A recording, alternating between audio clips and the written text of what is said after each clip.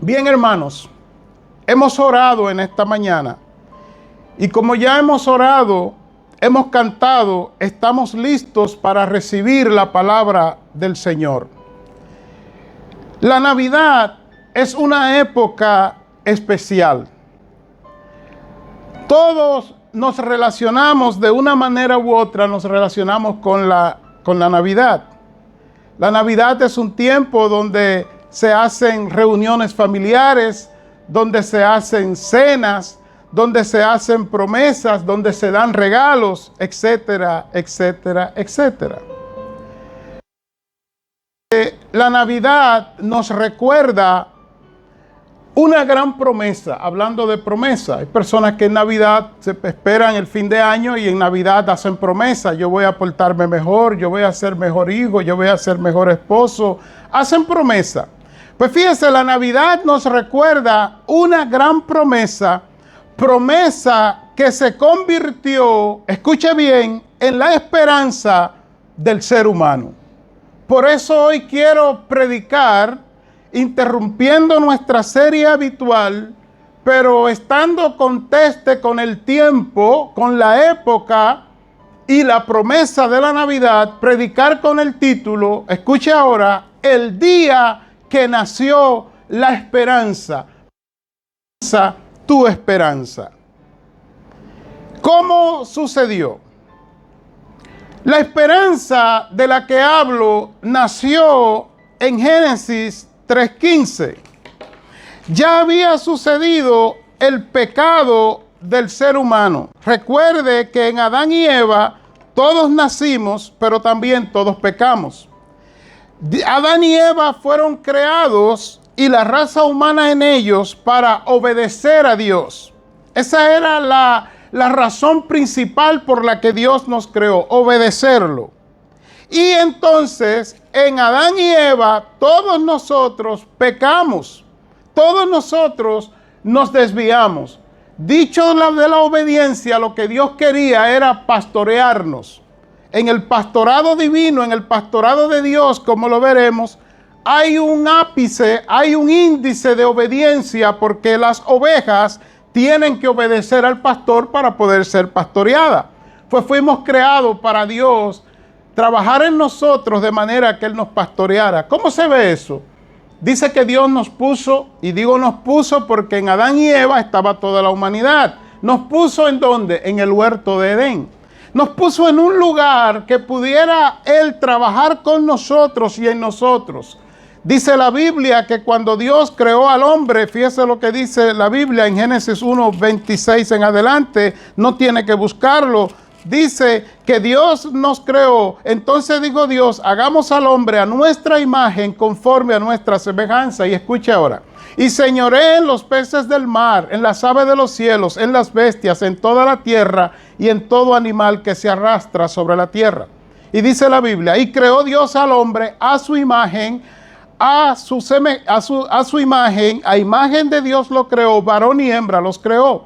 Y esta es la parte que quiero que escuchen. Y los bendijo Dios, o sea, Dios habló bien de ellos, es lo que dice el texto original, el texto hebreo.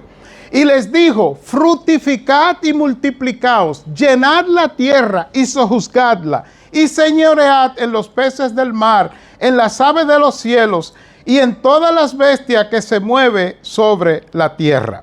Y escuche, ¿qué hizo Dios? Génesis 2:15, tomó pues Jehová Dios al hombre y lo puso en el huerto de Edén para que lo labrase y lo guardase. Y aquí está, y mandó Jehová Dios al hombre diciendo, de todo árbol del huerto podrás comer, mas del árbol de la ciencia del bien y del mal no comerás, porque el día que de él comieres, ciertamente morirás. Algunas personas creen que el pecado de Adán y Eva fue comer del fruto. Déjeme decirle y aclararle que el comer del fruto fue como ellos dejaron ver su pecado o evidenciaron el pecado. El verdadero pecado de Adán y Eva y de usted y yo, escuche bien, es la desobediencia a Dios. No importa si comieron del árbol o si no comieron del árbol, al final de todo el árbol es la forma que hacen visible el pecado, porque para ellos comer del árbol ya habían tenido que trillar el camino de la desobediencia, que es lo que Dios no quiere en el ser humano. Dios quiere obediencia. Así que cuando ellos comen del árbol, entran en desobediencia y al entrar en desobediencia, están desobedeciendo a Dios, obvio, y las consecuencias, según la Biblia, número 1, muerte espiritual. Romanos 6:23 dice que la paga del pecado es muerte. ¿Qué quiere decir muerte? Separación en el idioma original. O sea, fueron separados de su comunión con Dios.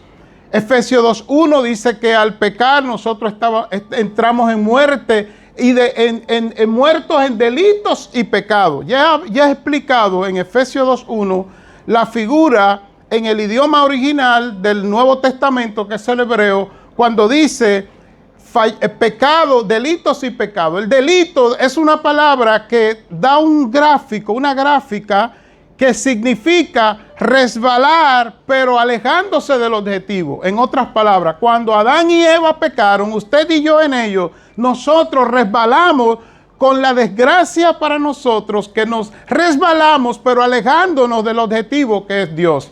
Y el pecado, que en ese texto de Efesios 2:1 lo que dice es que erró al blanco. Me gusta cómo lo dice la Biblia de las Américas en Romanos 6:23, que dice, por cuanto todos pecaron y no alcanzan la gloria de Dios. O sea, no podemos dar en el blanco que es Dios, y ahora vivimos errado. Estamos perdidos, estamos sin esperanza, pero fíjese que al Dios ver lo que hicimos, Él no nos destruyó, Él no nos abandonó. Nosotros abandonamos a Dios, pero Dios no nos abandonó a nosotros. ¿Qué hizo Dios? Que nos dio, escuche bien, nos dio una promesa, solamente una promesa. Esa promesa o esa esperanza, pero esa esperanza todavía no es esperanza, sino que es una promesa. Es una promesa, aunque viene de Dios, pero es incierta al ser humano porque el ser humano no la está viendo. ¿Dónde está esa promesa? Escuche cómo lo dice. Génesis 3:15 dice Dios, escuche bien: haré que tú y la mujer, diciéndole a Satanás, sean enemigas. Pondré enemistad entre sus descendientes y los tuyos. Y escuche la promesa: un hijo suyo te aplastará y tú le morderás el talón. Dicho en palabras que ustedes entiendan, esa es la promesa que da Dios de que de la mujer, viendo a Eva, nacería un niño que iba a libertarnos del poder de Satanás. Yo no sé si a usted le da eso gozo, le produce algo especial, pero a mí sí. Entonces la pregunta es, ¿qué tiene que ver eso que he leído con el día que nació la esperanza, mi esperanza, tu esperanza? Pues escucha ahora. Esa promesa de Dios en Génesis 3:15, mire cómo ahora se convierte en una profecía, o sea, en una esperanza.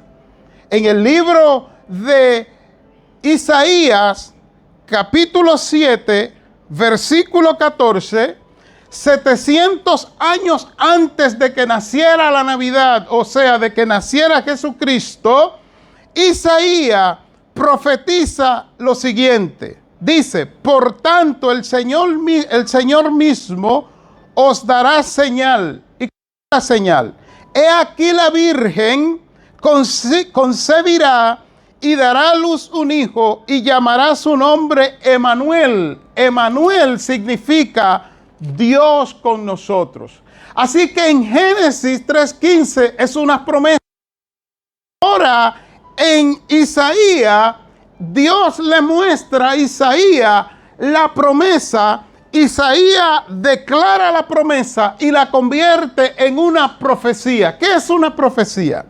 Una profecía es un hecho, un acontecimiento real que que va a acontecer más adelante y que Dios lo dice o que Dios lo dice a través de alguien. La profecía es un hecho real, es un acontecimiento real, hablando de la profecía bíblica, pero que no ha acontecido y Dios lo muestra y usted lo ve como que está aconteciendo, pero no ha acontecido. Así que la promesa de Génesis 3:15 ahora se convierte en una esperanza. ¿Qué dijimos que es esperanza? Que lo dije cuando comenzó el culto, ahora lo repito, que la esperanza en la doctrina cristiana es la virtud que da Dios para que podamos esperar y recibir los bienes que Él ha prometido. Nadie tiene la capacidad de esperar en Dios, de confiar en Dios, si Dios no le da primero esa seguridad para que la persona pueda esperar y pueda confiar. Entonces, mis amados, continuando con esta promesa, ahora convertida en esperanza, mire cómo el mismo Isaías, 700 años, repito, antes de que aconteciera, antes de que naciera el Salvador, o sea, lo que nosotros celebramos como Navidad, mire lo que dice Isaías 9:6, porque un niño nos es nacido, hijo nos es dado, y escucha ahora, y el principado sobre su hombro, y se llamará su nombre admirable, consejero, Dios fuerte, Padre eterno, príncipe de paz. Está hablando de Jesucristo, atribuyéndole unos calificativos que se convierten en nombre, o sea que ese admirable ya es un nombre, es parte del nombre de Jesucristo. Y recuerde que el título que predicamos es el día que nació la esperanza. Mi esperanza, tu esperanza. Ok, ya tenemos la promesa, Génesis 3:15. La promesa se convierte en esperanza cuando Isaías ya la ve de manera profética y entonces nos la declara a nosotros para que la tengamos. Isaías 7:14, Isaías 9:6. Pero la pregunta, ¿cuándo ha de nacer esa esperanza? ¿Cuándo esa esperanza hemos de verla? Pues no tuvimos que esperar mucho, porque entonces llega la Biblia o llega el tiempo y Mateo relata en el versículo 18 del capítulo 1, escuche, el nacimiento de Jesucristo fue así. O sea, el nacimiento de la promesa de Génesis 3:15, ahora convertida en esperanza, fue así. Así nació esta esperanza. ¿Cómo nació? Mateo 1:18, estando desposada María, o sea, en un compromiso de matrimonio con José, antes de que se juntasen, se halló que había concebido del Espíritu Santo. Dicho en puertorriqueño, la mujer estaba en un compromiso matrimonial y de repente apareció embarazada. Y escucha qué pasó, el 19. José, su marido, como era justo y no quería infamarla, quiso dejarla secretamente, porque el asunto no era de él no la había tocado. Y pensando él en esto, la Biblia es clara. Él no habló con nadie, él solamente lo pensó. Y pensando él en esto, he aquí un ángel del Señor le apareció en sueños y le dijo, José, hijo de David, no temas recibir a María tu mujer, porque lo que en ella es engendrado del Espíritu Santo es. En otras palabras, no te preocupes, no es tuyo, pero tampoco es de otro. Recíbela, porque lo que en ella es puesto por el Espíritu Santo. Ahora, ¿por qué eso es así? Pero continuemos leyendo. 21. Y dará a luz un hijo, escuche aquí, y llamará su nombre Jesús. La palabra Jesús significa Salvador. Él es el Salvador. Y Jesucristo, la palabra Cristo significa ungido o Mesías. Así que Jesucristo, la palabra Jesucristo significa el Salvador ungido. Dicho de otra forma, ¿quién es ese Salvador ungido? El que en Génesis 3:15 Dios dijo que nacería de la mujer y que aplastaría la cabeza de Satanás. El que en el libro de Isaías 7:14, ya convertido en esperanza, una profecía de esperanza, dice que sería Emanuel, Dios con nosotros. El que en Isaías 9:6 dice que es admirable, consejero, Dios fuerte, príncipe de paz. Y ahora está diciendo aquí a nacer. Entonces, la pregunta, porque usted dirá, pero ¿cuándo es el día que nació la esperanza? Mi esperanza, tu esperanza. Pues mírelo ahora. Capítulo 2 de Mateo, versículo 2. O déjeme leerlo desde el 1. Cuando Jesús nació en Belén de Judea, en día del rey Herodes, vinieron del oriente a Jerusalén unos magos diciendo, escuche que, ¿dónde está el rey de los judíos? Que ha nacido, porque su estrella hemos visto en el oriente y venimos a adorarle. De manera, mis queridos hermanos, que el nacimiento de nuestra esperanza, desde su nacimiento mismo, fue objeto de adoración para algunos. La palabra adoración significa servicio. No crean ustedes que la adoración de que habla ahí es simplemente unos regalos, sino que significa servicio. Desde el nacimiento de nuestro Salvador o de nuestra esperanza, que es Jesucristo, nuestra Navidad, fue objeto de servicio para uno, pero también de tropiezo para otros. Dice la historia bíblica que Herodes mandó a matar a los niños. Fue de tropiezo para Herodes, lamentablemente. Entonces, ¿cómo es ese día que nació esa esperanza? Porque nosotros hablamos de la Navidad. Y cuando hablamos de la Navidad, lo que estamos haciendo es recordando el día de nuestra esperanza. Usted no ve que en la Navidad se llena de luces las casas. La gente se llena de sonrisa. Las tiendas renuevan sus anaqueles y ponen mercancía nueva y traen estilos nuevos. Y aún usted a veces siente como que usted está en un ambiente diferente. Hay calles que usted pasa y usted siente que está en un lugar distinto. Pues eso es la Navidad. La Navidad no tiene que ver necesariamente con que Jesucristo nació el 25 de diciembre, que ya sabemos la discusión, no nació en esa época.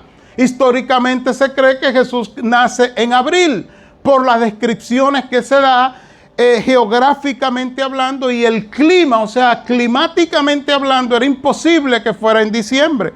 Pero además sabemos que la tradición del 25 de diciembre, eso era una fiesta pagana que se hacía, todo eso lo sabemos y lo acepto. Pero escuche bien, mi hermano, escuche bien, mi hermana, escuche bien, mi amigo. No me importa si fue en diciembre, no me importa si fue en agosto, no me importa si fue en enero o fue en febrero. Lo que me importa es que en Génesis 3:15 hay una promesa que no podíamos confiar en ella porque nuestro pecado nos impedía confiar en esas promesas. No porque no fuera cierta, sino porque nuestra condición de pecado, ¿cómo íbamos a creer y a esperar que iba a nacer un niño de una mujer escogida por Dios y que ese niño sería nuestro libertador? Pero ahí está la promesa. Como Dios conoce lo que somos nosotros, convierte su promesa en esperanza en Isaías 7:14 y profetiza 700 años antes que este niño nacería y que sería llamado Emanuel, Dios con nosotros. Y el mismo Isaías dice que sus títulos, sus calificativos, lo que lo va a determinar es que es Dios fuerte, Padre eterno, príncipe de paz, consejero, bendito sea el nombre del Señor. De manera que yo me salgo hoy de la discusión de la fecha, de la época, y acepto que la Navidad es el día que nació la esperanza, mi esperanza, tu esperanza. Escucha las descripciones que da Mateo 1:18 al 23 y el capítulo 2, versículo 2. Dice que el nacimiento de Jesús fue así. Cuando habla de nacimiento, se refiere al producto de la promesa de Génesis 3:15. Ese nacimiento no es fortuito, no es casual, no es de última hora, no es una carta debajo de la manga que Dios tiene, sino que es su plan perfecto. Por eso ese nacimiento es el producto de una promesa, Génesis 3:15. Pero dice y habla del ministerio de Jesucristo, de que Jesucristo tendría un ministerio, llevaría a cabo un ministerio sobre sus hombros. ¿Dónde lo dice? Pues lo leímos en Isaías: consejero, Dios fuerte, príncipe de paz. Él tenía un ministerio admirable. Es Emmanuel, Dios con nosotros. Ese ministerio, hermano, tiene como resultado o como propósito el cumplimiento de la promesa. La promesa en Génesis 3:15. El ministerio hace que esa promesa ahora se haga realidad entre nosotros. ¿Y cuál era la promesa? Si yo le pregunto, usted quizás diga, bueno, la promesa, y comienza a darme vuelta, la promesa es sencilla, se la voy a mostrar en el Nuevo Testamento. Porque usted me dirá, no, pero lo que dice la Biblia ya lo leímos en el libro de Génesis. Sí, pero ¿cómo se ve la promesa? Dígame en la práctica cómo se ve la promesa. Mire la promesa aquí. Escuche ahora. En el libro de Juan, capítulo 10, Jesucristo dice: el ladrón, hablando de Satanás, el mismo de allá, el mismo de Génesis 3:15, no viene sino para hurtar y destruir. Y escuche cuál es la promesa ya hecha práctica, hecha ministerio. Yo he venido para que tengan vida y para que la tengan en abundancia. De ahí que el día, esperanza, mi esperanza, tu esperanza. Él vino, repito, como promesa de Génesis 3:15. En el ministerio, ¿cuál es la promesa? Derrotar a Satanás, que no tenía aplastado, que no permitía que el hombre se levantara, que el hombre pudiera vivir con gozo y armonía, que el hombre pudiera vivir. Pero escuche, dice la Biblia en 1 de Juan 3:8, para esto apareció el Hijo de Dios. ¿Para qué? Para deshacer las obras del diablo. Es ahí la promesa. Por eso es que el día que nació la Navidad, el día de nuestra esperanza, es ese día. Y ahora, hermano, la pregunta, y esto no es tan sencillo, ¿por qué entonces Jesús tuvo que morir? Porque escuche esto: celebrar la Navidad pensando en el nacimiento de Cristo, sin incluir nacimiento, ministerio, muerte y resurrección, no es Navidad. Porque el niño que nació, ni siquiera hay evidencia bíblica de que ese niño hiciera como tal en la práctica por la humanidad. Ese niño lo tuvieron que tener corriendo de un lugar a otro. Y la primera aparición pública del niño después de su nacimiento es cuando tiene 12 años. Y después cuando tiene 30 años.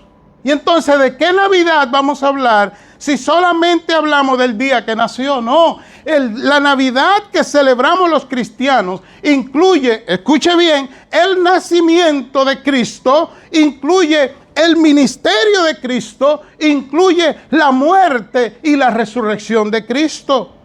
¿Y qué es la muerte? En esa profecía de Génesis 3:15, el costo, o sea, el pago de la promesa hecha esperanza, y que ahora es tu esperanza y mi esperanza. Esa muerte es el pago. ¿Por qué él tenía que morir? Porque la Biblia dice que la paga del pecado es muerte. Y él estaba pagando por el pecado, escucha bien, la libertad de nosotros. ¿Cómo fue que él le aplastó la cabeza al diablo? Yo he oído toda clase de teoría. Yo prefiero creerle a la Biblia. Oiga cómo fue. Tito 2:14. Él se entregó por nosotros para rescatarnos de toda maldad y purificar para sí un pueblo elegido, dedicado a hacer el bien. Eso es aplastarle la cabeza al diablo. Mi pueblo tiene un pueblo de demonios que hacen el mal.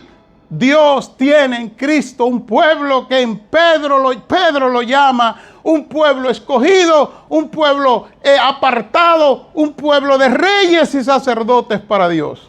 De manera, hermanos, hermanas, amigos, que el día que nació la esperanza, entiéndase la Navidad, ese es el día que Cristo nació, pero es hoy que nosotros decidimos si esa esperanza es en verdad nuestra esperanza. He dicho que el nacimiento es el producto de la promesa, que el ministerio fue cumplir el propósito de la promesa.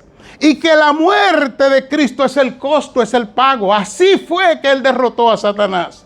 En otras palabras, la muerte de Cristo fue una trampa divina de Dios a Satanás.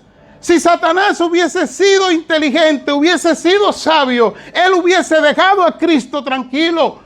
¿Pero qué hizo? Lo colgó en una cruz. Por eso le digo que si vamos a celebrar Navidad, el nacimiento, su ministerio, su muerte y la resurrección tienen que ser incluidas. Y por último, la resurrección de Cristo es, escuche bien, la esperanza disponible para todos. Pastor, ¿dónde dice eso la Biblia? Me encanta cuando ustedes en sus mentes se hacen esas preguntas.